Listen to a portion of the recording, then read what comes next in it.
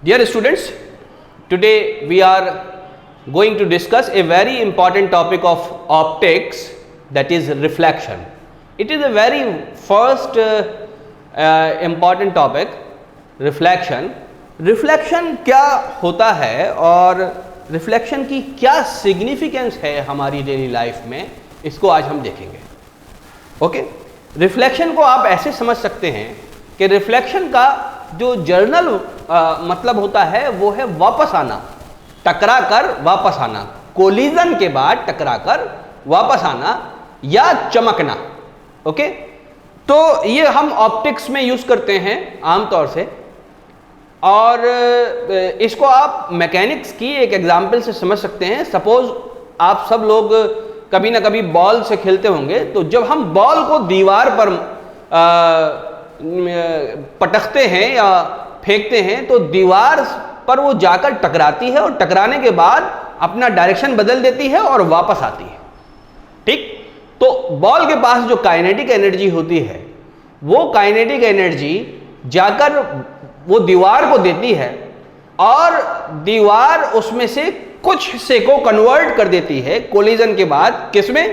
Sound में convert कर देती है. आफ्टर दैट वो सारी एनर्जी रिवर्ट बैक हो जाती है और बॉल का डायरेक्शन बदल जाता है और बॉल का मोमेंटम बदल जाता है. तो बॉल भी टकराने के बाद रिफ्लेक्टेड बैक हो जाती है.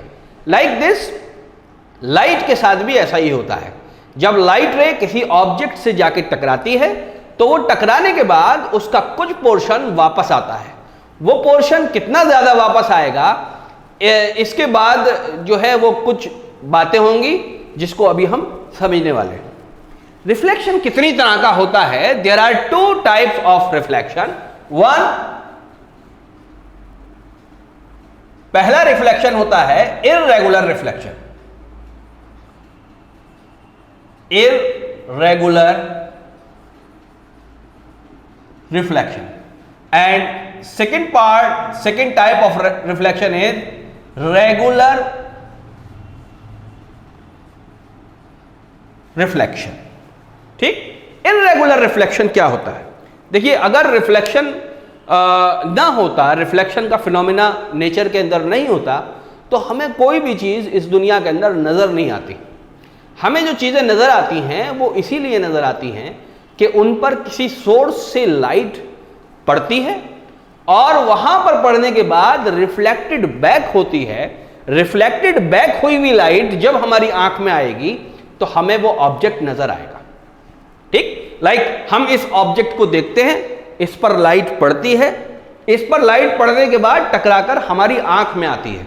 तो जो लाइट हमारी आंख में आ रही होती है, हमारी आंख उसको बैक ट्रैक करती है और जहां से वो लाइट आ रही होती है उस ऑब्जेक्ट को हमारा दिमाग सेंस करके ये बताता है कि okay, we are seeing this object. ठीक, एक बात हो गई है. लेकिन कुछ ऑब्जेक्ट ऐसे होते हैं कि जब उस पर लाइट टकराती है तो टकराने के बाद वापस नहीं आती, बल्कि अंदर ट्रांसमिट हो जाती है, लाइक ग्लास. तो अगर मैं आपसे सवाल पूछूं कि क्या ग्लास रिफ्लेक्शन करता है, तो जनरली लोग जल्दी से जवाब ये दे देते हैं कि यस, ग्लास रिफ्लेक्शन करता है. But it is a wrong answer. Glass reflection तो बहुत कम करता है, ट्रांसमिशन ऑफ लाइट बहुत ज्यादा करता है. इसीलिए समटाइम्स हमें ग्लास नजर भी नहीं आता. आपने कई जगह यूट्यूब पर वीडियोस में देखा होगा कि शॉपिंग मॉल्स के जो ग्लासेस हैं वो इतने ज्यादा साफ कर दिए वहां के वर्कर ने कि लोग जब उसके पास से जा रहे हैं तो उनको ये पता ही नहीं चलता कि सामने ग्लास है और वो ग्लास से टकरा जाते हैं. ओके, ऐसा क्यों होता है? क्योंकि लाइट उसके थ्रू पार हो जाती है. बहुत बड़ा हिस्सा लाइट का, 99% से भी ज्यादा हिस्सा लाइट का जब उसके थ्रू पेनिट्रेट करके निकल जाता है और रिफ्लेक्शन नहीं होता, तो रिफ्लेक्शन ना होने की वजह से ग्लास नजर नहीं आता. तो अभी हम रेगुलर और इररेगुलर रिफ्लेक्शन पढ़ने वाले हैं. तो रेगुलर रिफ्लेक्शन क्या होता है? Suppose we have a source of light. ठीक, लाइट का सोर्स होना जरूरी है रिफ्लेक्शन के लिए. Okay, source of light, and suppose this block is illuminated with the help of this source of light and it is placed over here. Okay, तो होगा क्या, इस सोर्स ऑफ लाइट से बहुत सारी रेज हर डायरेक्शन में जा रही होगी। हम सिर्फ एक रे को लेते हैं, हम सिर्फ एक रे को आगे बढ़ते हैं लेकर, और वो एक रे इससे टकराती है यहां पर। इस रे को हम क्या कहते हैं, इस रे को हम बोलते हैं इंसिडेंट रे। जो रे, वो एनर्जी वाली रे जो सोर्स से चलेगी उसको हम बोलेंगे इंसिडेंट रे। इंसिडेंट रे यहां पर टकराई, इसने क्या किया, इसने लाइट को अपनी ऊपर वाली सरफेस पर ही रोक लिया, अंदर पेनिट्रेट नहीं करने दिया। जब इसने रोक लिया तो ये अपने पास नहीं रखेगा, ये वापस इसको भेजेगा। बात समझ में आई? वापस ये भेजता है और हम देखते हैं यहां हमारी आंख में लाइट आती है तो हमें ये नजर आता है। ये हमें क्यों नजर आता है? ठीक, आप समझिए, एक दरअसल लाइट का एक पैटर्न आता है, एक सिर्फ एक रे नहीं आती है, एक पैटर्न आता है। ये पैटर्न इससे टकराता है, लेकिन ये टकराने के बाद का जो पैटर्न है वो सेम नहीं रहता, बल्कि वो बदलता है। और बदलता कैसे है कि एक रे तो यहां आ गई और एक रे दूसरे डायरेक्शन में चली गई, ये और किसी तीसरे डायरेक्शन में चली गई, एक रे और आ रही थी यहां से और वो इस डायरेक्शन में चली गई। तो आप ये देखिए, जो पैटर्न आ रहा था वो तो पैरेलल लाइंस थी, लेकिन टकराने के बाद जो पैटर्न जा रहा था वो पैरेलल लाइंस नहीं थी। ऐसा क्यों होता है? ऐसा इसलिए होता है कि जब हम माइन्यूटली इसकी सरफेस को ऑब्जर्व करते हैं तो हमको ये पता चलता है कि इसकी सरफेस जो है वो ऐसी ऊपर से ऐसी है। हमें देखने में तो ये बड़ी फिनिश्ड और स्मूथ सरफेस लगती है, लेकिन दरअसल ऐसी सरफेस नहीं होती है।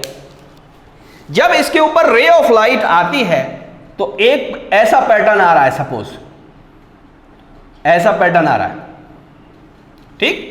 तो जब रे ऑफ लाइट यहां टकराती है इस पर, तो टकराने के बाद ये इधर चली जाती, यहां पर टकराने के बाद इसको जो एंगल मिलता है वो इधर चली जाती, यहां टकराने के बाद ये इधर चली जाती, यहां टकराने के बाद ये इधर आ जाती, यहां टकराने के बाद इधर आ जाती।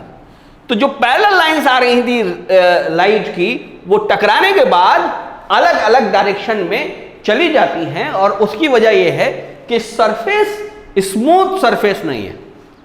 ओके, स्मूथ सरफेस जब नहीं होता तब क्या होता है? जब सरफेस स्मूथ नहीं होता तो उस वक्त हमको नजर आता है object.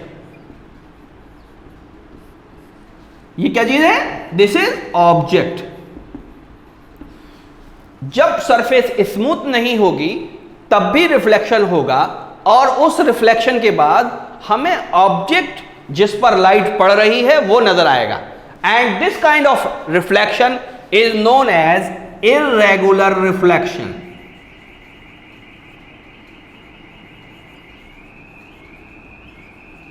Okay, now let us talk about regular reflection. Regular reflection में क्या होता है?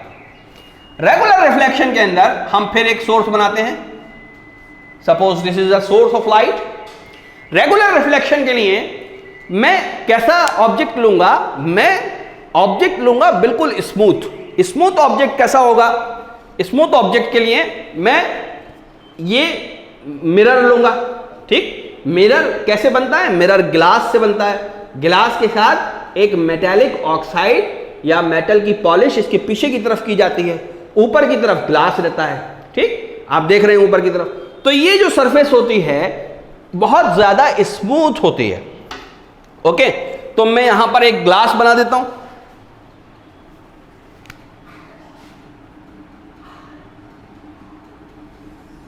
मैं यहां पर एक गिलास बना देता हूं। इसके दूसरी तरफ क्या चीज है?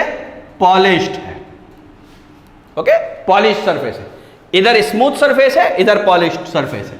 मैं लिख देता हूं, इधर क्या चीज है? Polished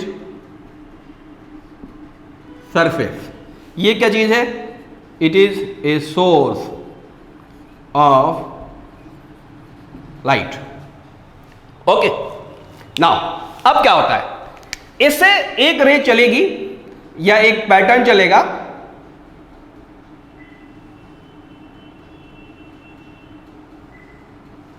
okay. जब इससे टकराएगा ये पैटर्न, तो टकराने के बाद ये ऐसा आएगा। बात समझ में आई? टकराने के बाद क्या आएगा? ऐसा आएगा। और यहां पर अगर हम अपनी आंख को रख दें तो ये टकराने के बाद रे ऑफ लाइट यहां पर आ रही है, ठीक।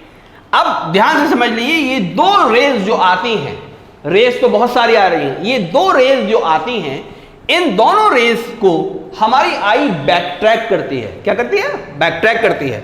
और ये दोनों रे जहां कहीं भी मिलेंगी वहीं पर ये हमें ऑब्जेक्ट नजर आएगा। ऑब्जेक्ट नजर आएगा या सोर्स नजर आएगा, अभी हम देखेंगे।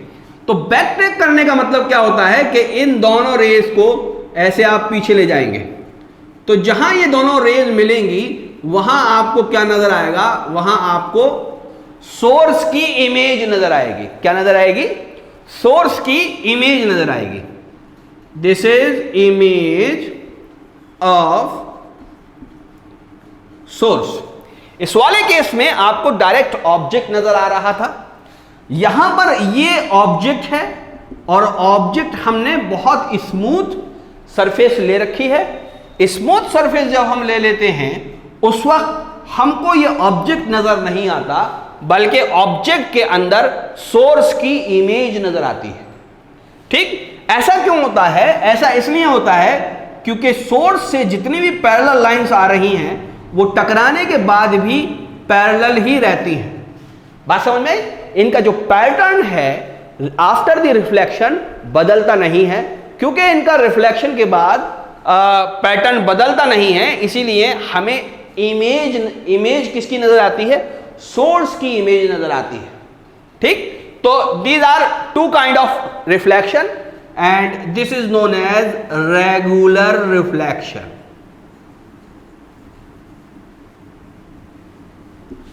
Okay, now regular reflection and irregular reflection, ये दोनों मैंने आपको मोटी मोटी बातें समझाई। इररेगुलर रिफ्लेक्शन में हमें ऑब्जेक्ट नजर आएगा, जो पैटर्न होगा रे ऑफ लाइट का वो टकराने के बाद बदल जाएगा। रेगुलर रिफ्लेक्शन में हमें सोर्स नजर आएगा और टकराने के बाद, ऑब्जेक्ट से टकराने के बाद जो पैटर्न है वो बदलेगा नहीं, पैरेलल लाइंस पैरेलल ही रहेंगी, ठीक, क्योंकि सरफेस इसकी बहुत ज्यादा स्मूथ है। अब सरफेस अगर स्मूथ है तो ये स्मूथ सरफेस की वजह से जो रिफ्लेक्शन होता है वो बेसिकली रेगुलर रिफ्लेक्शन होता है। अब ये स्मूथ सरफेस किस चीज की होती है? क्या स्मूथ सरफेस ग्लास की होती है? ये जो ग्लास नजर आ रहा है क्या इसकी होती है? तो answer is no. Smooth surface glass की नहीं होती, स्मूथ सरफेस इस मेटल की होती है जो पीछे की तरफ है। आगे ग्लास है, बेसिकली ये ग्लास की एक शीट है, हमने एक तरफ मेटल को पेंट कर दिया है, मेटल ऑक्साइड।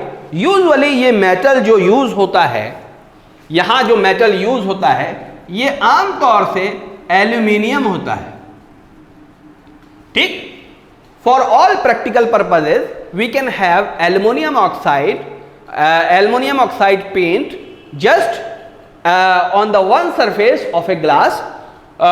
उसके बाद ये क्या बन जाता है? मिरर बन जाता है। तो ऊपर का पोर्शन ग्लास है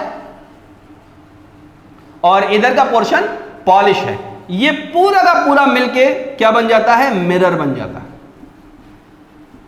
ठीक। आमतौर से जो बहुत हमें जहां बहुत ज्यादा प्रेसिशन चाहिए होता है, जहां बहुत ज्यादा रिफ्लेक्शन चाहिए होता है इंडस्ट्रीज या रिसर्च पर्पसेस के लिए, तो वहां पर हम सिलिकॉन ऑक्साइड को भी हम यूज कर सकते हैं या सिलिकॉन नाइट्रोक्साइड, सिलिकॉन नाइट्राइड। ओके, तो ये दो मटेरियल भी हम यूज करते हैं इंडस्ट्रीज में ग्लास से मिरर बनाने के लिए। अब ये कैसे रिफ्लेक्शन करता है या रिफ्लेक्शन कौन करता है? तो बेसिकली रिफ्लेक्शन जो करता है वो ये पॉलिश सरफेस करती है। रिफ्लेक्शन कौन करता है? पॉलिश सरफेस करती है या एल्यूमिनियम करती है। और ये हम बनाते कैसे हैं, कैसे ये इतनी ज़्यादा स्मूथ हो जाती है, तो इसका मैं आपको छोटा सा प्रोसीजर बता देता हूं जिससे आपको इंटरेस्ट आएगा। सबसे पहले ये जो ग्लास होता है इसको हम मॉल्टन स्टेट में ले लेते हैं। किस स्टेट में ले लेते हैं? मॉल्टन स्टेट में ले लेते हैं। और ग्लास को मॉल्टन स्टेट में एक बहुत बड़ी टेबल पर हम क्या करते हैं, बहुत बड़ी टेबल पर बिछा देते हैं या डाल देते हैं। ओके, और एक्शन ऑफ ग्रेविटी की वजह से उसकी जो ऊपर की सरफेस है वो सबसे ज्यादा स्मूथ हो जाती है। ओके, और उसको सॉलिडिफाई होने के लिए हम छोड़ देते हैं, इवन पंखा तक नहीं चलाते कि उसके अंदर वेव्स डेवलप हो जाएं। जब वो सॉलिडिफाई हो जाता है तो ऊपर की जो सरफेस होती है वो बिल्कुल स्मूथ होती है। ओके, अब उस स्मूथ सरफेस पर हम ये मेटल ऑक्साइड को पेंट कर देते हैं और फिर उसको उठा लेते हैं, तो हमारे पास वो कैसा मिलता है? वो ऐसा मिलता है। याद रखिए, मिरर के लिए ये ऊपर वाली सरफेस अगर स्मूथ ना भी हो तो चलेगा। ये जिस सरफेस पर ये पॉलिश की है ये सरफेस स्मूथ होनी चाहिए।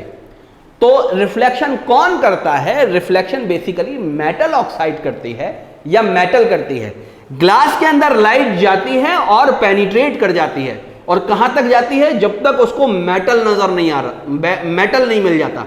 जैसे ही मेटल मिलता है, मेटल उसको रिफ्लेक्ट बैक कर देता है। क्यों? क्योंकि वो बहुत स्मूथ सरफेस है, क्योंकि स्मूथ सरफेस हमने बनाई है with the help of glass. तो ग्लास का यहां पर काम क्या है? ग्लास का यह काम है कि मेटल को एक स्मूथ सरफेस प्रोवाइड कर दे। ओके, ग्लास का इसके अलावा कोई और काम नहीं है। पीछे जो मेटल है that is actually the reflecting surface. तो रिफ्लेक्शन कौन करता है? रिफ्लेक्शन ग्लास नहीं करता।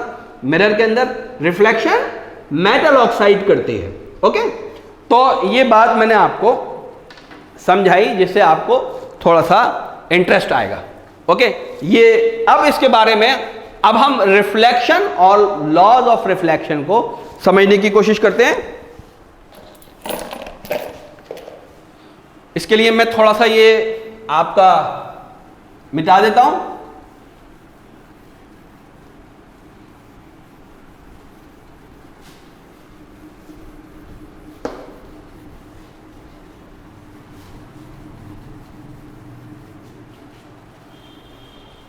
Now, what are the laws of reflection? Laws of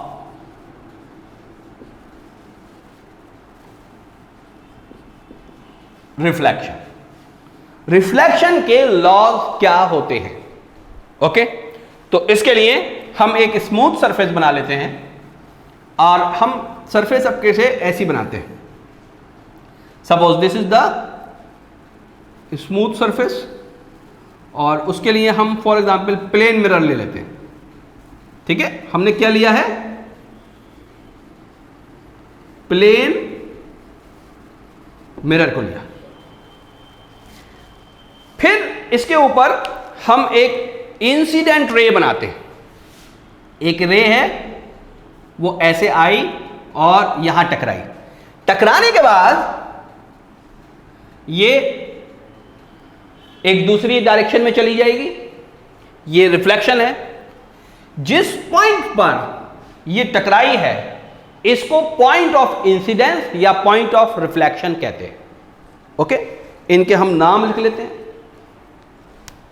what is this? This is incident ray. What is this? This is reflected ray. Okay, this is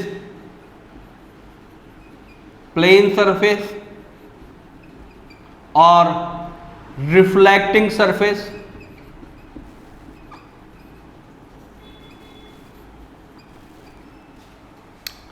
okay, जिस point पर ये टकराई है रे, वहां पर हम एक नॉर्मल लगा देते हैं। नॉर्मल क्या होता है? Normal is basically perpendicular on a surface. इस सरफेस पर जो परपेंडिकुलर होगा इसको हम बोलते हैं normal. What is this? It is normal. इसको हम परपेंडिकुलर नहीं बोलेंगे, इसको हम नॉर्मल बोलेंगे। इसको मैं और समझाता हूं आपको। Suppose this is a plane surface, okay. तो जब भी एक लाइन पर हम एक सपोज ये लाइन है, इस पर हम एक परपेंडिकुलर लगाए तो इसका नाम रखेंगे हम परपेंडिकुलर। मैथमेटिक्स में आपने बहुत बार पढ़ा होगा, ये लाइन परपेंडिकुलर है इस लाइन पर, ओके। लेकिन जब सरफेस पर कोई हम परपेंडिकुलर लगाते हैं, लाइक आपने रोड पर देखा होगा पोल खड़े रहते हैं बिजली के, ठीक। तो वो जो पोल होते हैं वो नॉर्मल होते हैं to the surface of ground.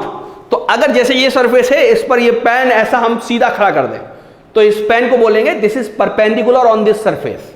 तो सरफेस पर परपेंडिकुलर को हम बोलते हैं नॉर्मल, ठीक। तो ये नॉर्मल तो सरफेस पर है, ये सरफेस की जगह हमने सिर्फ एक लाइन बना रखी है। This is not only the line, this is the surface, this is A reflecting surface. Now incident ray, normal and reflected रे, these are three lines meeting at a single point, okay। जिस point पर incident ray meet करी थी वहीं से reflected ray start करी और उसी पॉइंट पर हमने नॉर्मल लगाया। तो लॉज ऑफ रिफ्लेक्शन क्या है? रिफ्लेक्शन तो आप समझ चुके हैं। लॉज ऑफ रिफ्लेक्शन क्या है? इसके लिए आपको बस दो लॉज लिखने हैं। क्या लॉज लिखने? सबसे पहला, angle of incidence will be equal to angle of reflection। Angle of incidence कौन सा एंगल होता है? एंगल ऑफ इंसिडेंस होता है इंसिडेंट रे और नॉर्मल के बीच का एंगल, और जनरली हम इसको एंगल आई से डिनोट करते हैं। एंगल ऑफ रिफ्लेक्शन कौन सा होता है? एंगल ऑफ रिफ्लेक्शन नॉर्मल और रिफ्लेक्टेड रे के बीच का एंगल होता है और इसको जनरली हम स्मॉल r से रिप्रेजेंट करते हैं। तो first law of reflection is angle of incidence will be equal to angle of reflection. What is angle of incidence? It is equal to angle I which is equal to angle R। This is first law of reflection of light। बात समझ में आई? ये पहला law है कि incident angle reflected angle के बराबर होता है। इंसिडेंट एंगल कौन सा होता है? It is the angle between incident ray and normal. What is the angle of reflection? It is the angle between normal and reflected रे। इसको हम लिख लेते हैं, angle I is the angle between incident ray and normal। Angle R is the angle between normal and reflected ray। Okay, so this is first law of reflection. ये आपके समझ में आ जाना चाहिए। Angle of incidence is equal to angle of reflection. This is first law. Now what is second law? Second law क्या कहता है? सेकंड लॉ ये कहता है कि ये इंसिडेंट रे, ये नॉर्मल और reflected ray, these are three lines meeting at this point. Suppose this point is P point पर ये मीट कर रही है, ओके। तो दूसरा लॉ कहता है incident ray, normal and reflected rays all are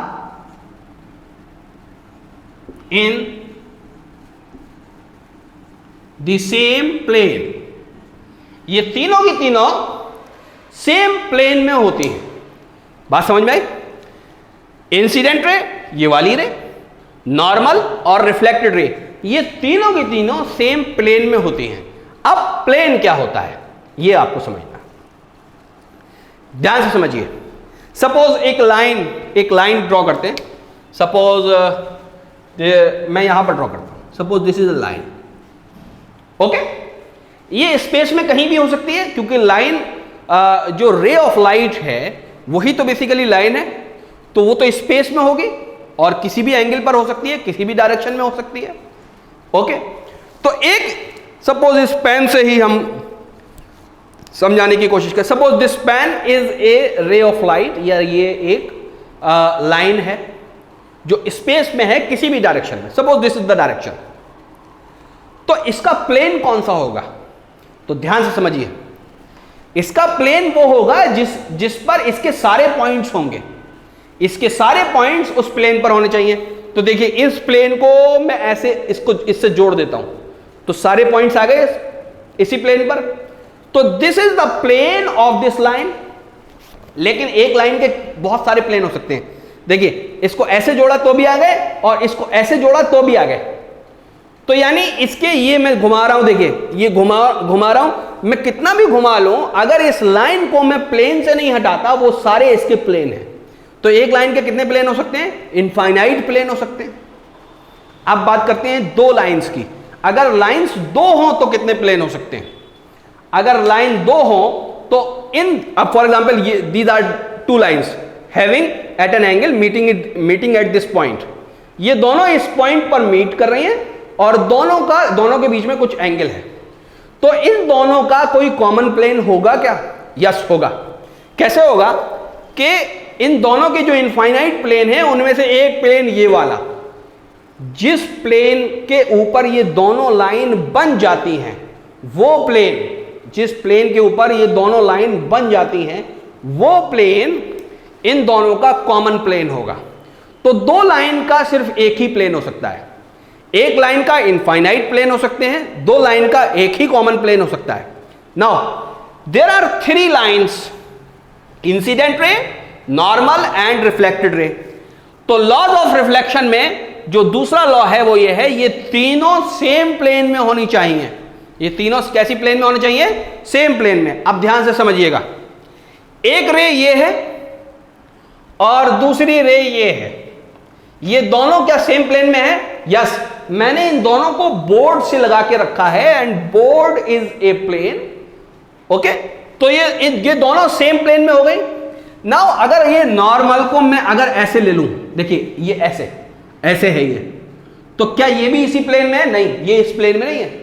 तो मुझे क्या करना पड़ेगा? मुझे इन तीनों लाइन को सेम प्लेन में लाना पड़ेगा।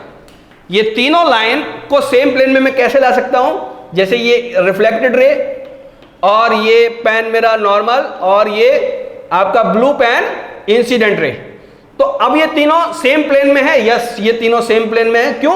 क्योंकि इन तीनों को मैंने बोर्ड से चिपका दिया था और बोर्ड जो है वो एक प्लेन सरफेस है, ओके। तो सेम प्लेन का मतलब क्या है? सेम प्लेन का मतलब है कि ये लाइन और ये लाइन ये एक ही प्लेन में होगी हमेशा, चाहे वो प्लेन कोई सा भी हो। ये प्लेन जरूरी नहीं हमेशा यूं रहे, ये यूं भी हो सकता है, ये यूं भी हो सकता है। इट डिपेंड्स के जो हमारी सामने वाली सरफेस है वो उसका एंगल कौन सा है। बात समझ में आई? तो ये दो लॉज हो गए, रिफ्लेक्शन हो गया। This explanation is good enough for all examinations I think. और इसको आप डिटेल में ही समझिए, इसको स्किप मत करिए, ओके। कोई चीज़ नहीं समझ में आई तो आप रिवाइंड करके सुन सकते हैं। कोई चीज़ नहीं समझ में आई तो आप मुझसे पूछ भी सकते हैं, बच्चे मुझसे पूछते भी हैं, okay. Thank you very much.